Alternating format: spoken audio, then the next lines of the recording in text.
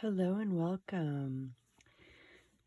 Today I want to start out by showing you how to deconstruct a book to create your own journal.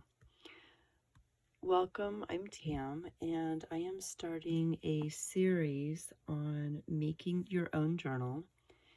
It is a junk journal made with repurposed items, things that you may have around the house, things that you have accumulated or found in thrift shops.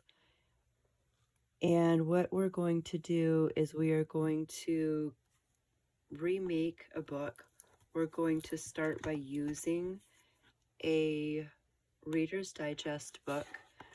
These are old, they're falling apart, and what I want to do is show you how to deconstruct it, how to take the book block out, repurpose the pages, and make a journal that you can write in, you can draw in, you can sketch, whatever that you want to do by repurposing items. So this one is a little torn up. We're going to fix that in the next video. But for today, what I want to show you is a couple of different things when choosing a book. Most of the older Reader's Digest books are glued and sewn. This one happens to be just glued, but you can see here where this piece is, and what we want to do is we want to separate this from the actual book boards. This one is just glued. This particular book is actually sewn, and when you get into it, you can see the signatures. This is a signature, and we're going to be making our own. You can see the little rounded edge here. If you go to the very center of it and pull the book open, you can see not only the stitching, but you can see the marks where they've glued. I'll show you how to pull these papers out in a moment. First, we're going to focus on going from this to this. And the idea is to cut through the sides without cutting through this piece, because we want this piece left intact if possible. If not, there's ways to fix it. So the easiest way to do this is to open the book up, put your book boards together, and come in here. We're going to go from this end so you can better see. Pull this out, and what we want to do is cut down this side. I'm going to use an X-Acto knife, and when you place your X-Acto knife, you don't want your blade towards this, you want it more towards the book block, because these pages are going to be cut out anyway. It's okay. You want to try to avoid cutting this. So I'm holding this, I'm keeping my finger far away. The blade can't even reach my finger, no matter if it goes all the way. And I'm just going to, with the blade towards the book block, I'm just going to start making a slight cut. And you want to go slow because you don't want to cut this. I'm going to hold it at a better angle so you can see. And I'm just going to try to cut straight down. When you feel some resistance, just slow down. And these old books have the older fabric for binding. So it can be a little dusty, but that's okay.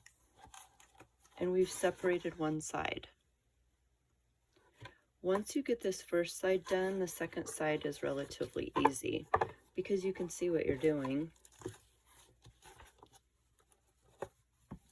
So what I want to do here is remove this side without cutting this. So I'm going to go towards my pages and I'm just going to cut down. And again, just work very slowly. Let's see if I can turn this so you can see what I'm doing. And I'm just slicing down that fabric, which is going to make it a little bit easier. And I just want to cut that page.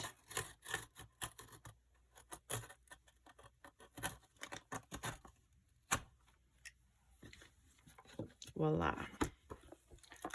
So now we have our book boards that we're going to use to make the cover for our journal.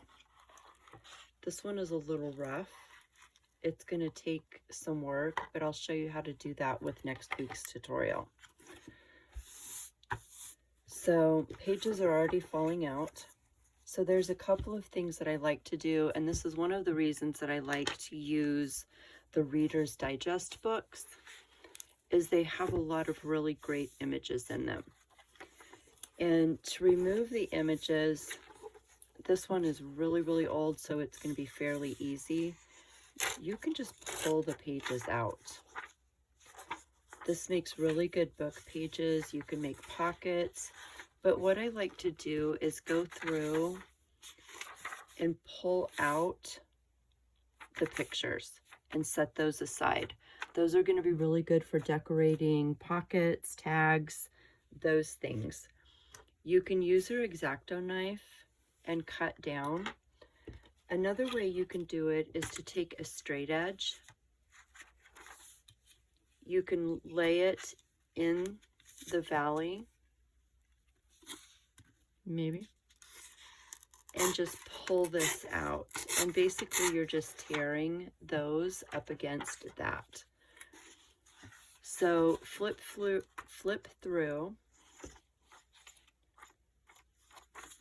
your book block that you've pulled out. Find any photos that you want to keep. Set them aside.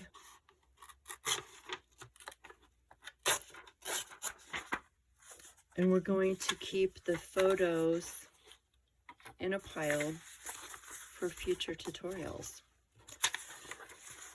Now, I want to show you another way of removing pages from a book that actually has stitching. And this book has the stitching, which I showed you in the beginning. So what you want to do here is, again, take your X-Acto knife, set all this aside. Sorry. And when you take your X-Acto knife, you want to get it just up underneath those stitches. Let me get that a little closer so you can see what I'm doing. Slide your X-Acto knife under those stitches and just slice them. And make sure that you slice all of them.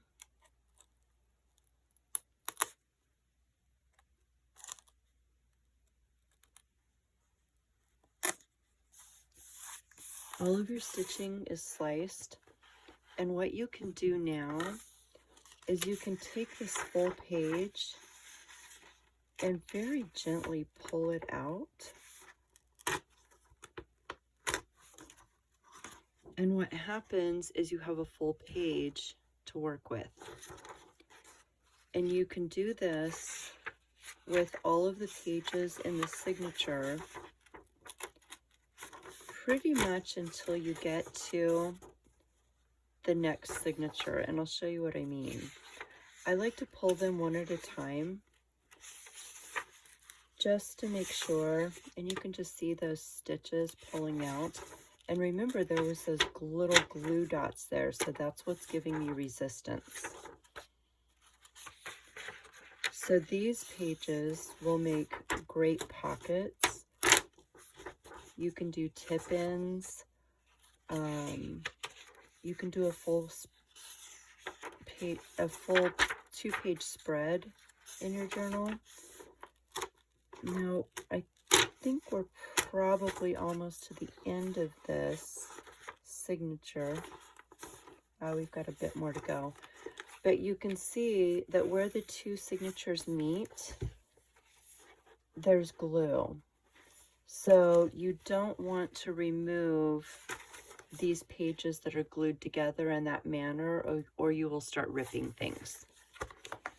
So those are the different ways that you can remove pages. The next thing that we worked on with this past week's class is we took our pages to create our signatures. Now, the books that we're working with, the Reader's Digest books, are, let me get the book back here.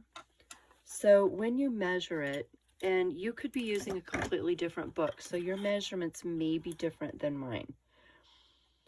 It is approximately 5 1/4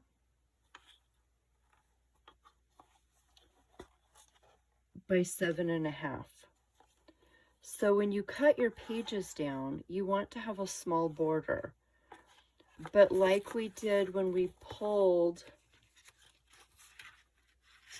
these pages out to create a signature, we want a full page so we can then bind them into here when they're folded in half.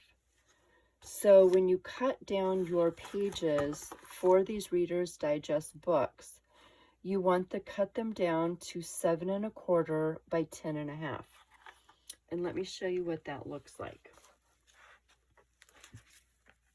And I've already created signatures for my book,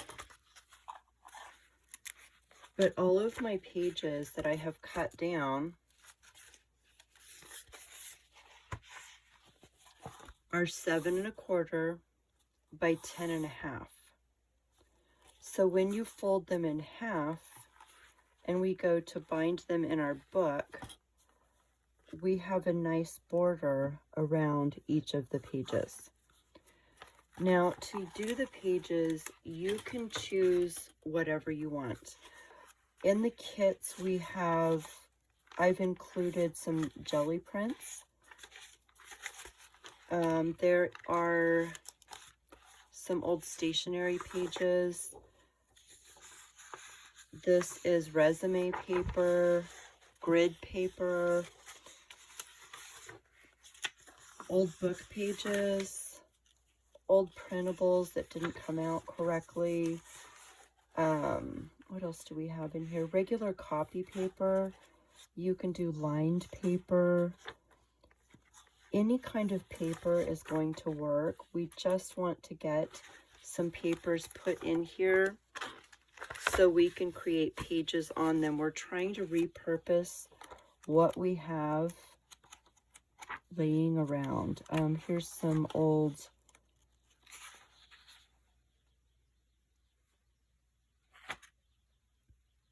accounting pages. It's just whatever you have laying around. You can actually use the pages from junk mail. You can use whatever you want, but you want to have approximate, if we're going to do 3 signatures for this book, you want to have approximately 30 pages. Each signature is going to have 10 to 12 pages. So you're going to want to cut down 30 pages to 7¼ to 10½.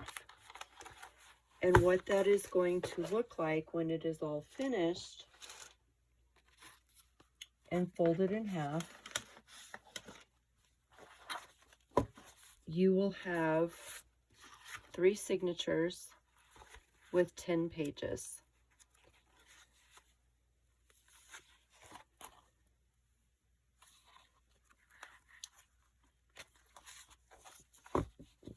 This class is going to be an ongoing class, and I want you to understand something with this. This is not, I know that there are a bunch of creators on here that make beautiful journals with printables and all of the fancy things. What I want to create is a working journal for someone that wants to write in the journal, sketch in the journal, paint in the journal, whatever it is that you do to help you with your mental health. This is not about being pretty. This is about having a working journal. Let me show you, if I can unbury it from all the things beside me right now. I actually have a working journal that I've made. This was made with an old file folder. I put some muslin fabric on the spine. I stitched in signatures, and this is what I use to take notes, to journal, and this is mainly done with just jelly prints. It is all jelly prints. And I use this to take my notes. I use this to journal in. I made a list of what we're doing for this class. This is going to be an ongoing class. We are going to have exercises. We are going to have different things that will hopefully help us work through things that we have going on. So I wanted to get this video out. For those of you that are new to me, I normally stream these live on an app called Whatnot. The link will be down below.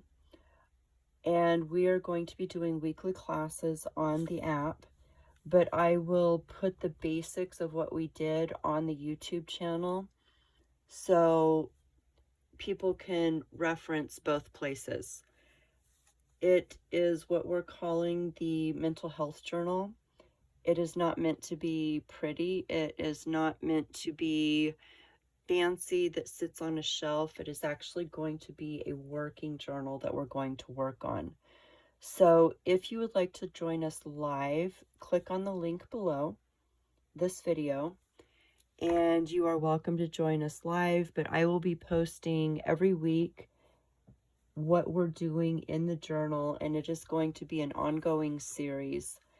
So I thank you all for joining me today. I'm looking forward to working on this journal. I'm looking forward to not only teaching you journal making, but ways to help yourself. So thank you all for joining me. If you have any questions, please feel free to put them in the comments. I would be happy to answer questions.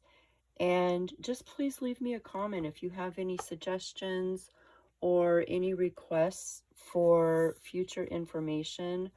I love interacting with my students. So thank you all for joining me, and have a very blessed day. Bye.